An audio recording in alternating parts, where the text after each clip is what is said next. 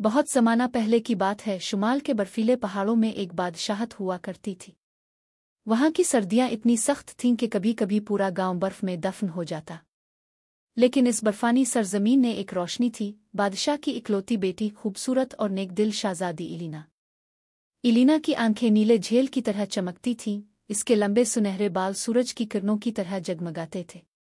वो सबसे ज्यादा दूसरों की मदद करना पसंद करती थी, मगर एक बात इसके दिल को हमेशा दुख देती थी। जब भी वो किसी के करीब आती, इसके लम्स से इर्द गिर्द की हुआ ठंडी हो जाती और जमीन पर बर्फ जिम जाती।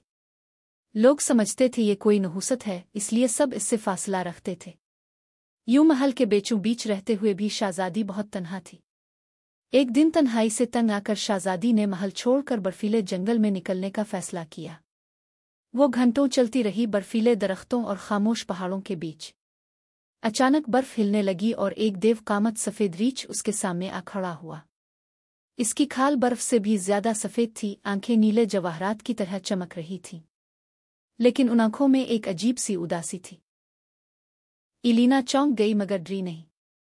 इसने रीछ को गौर से देखा और बोली, तुम इतने गमगीन क्यों लगते हो? रीछ ने भारी मगर नर्म आवाज में कहा, मैं कोई आम रीछ नहीं हूं। मैं एक शहजादा हूं जिस पर एक जालिम जादूगरनी ने जादू किया।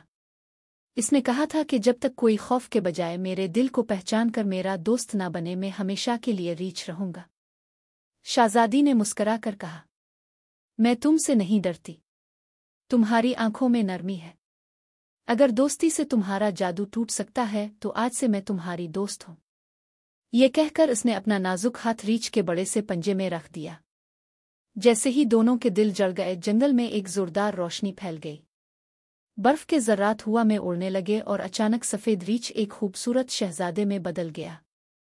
शहजादा इलीना की तरफ देखकर बोला, तुमने मेरे दिल को पहचाना और मेरा जादू तोड़ दिया। यूं शहजादी और सफेद रीछ शहजादा बेहतरीन दोस्त भी बने और हुक्मरान भी। उनकी कहानी आज भी बर्फ के पहाड़ों में गूंजती है।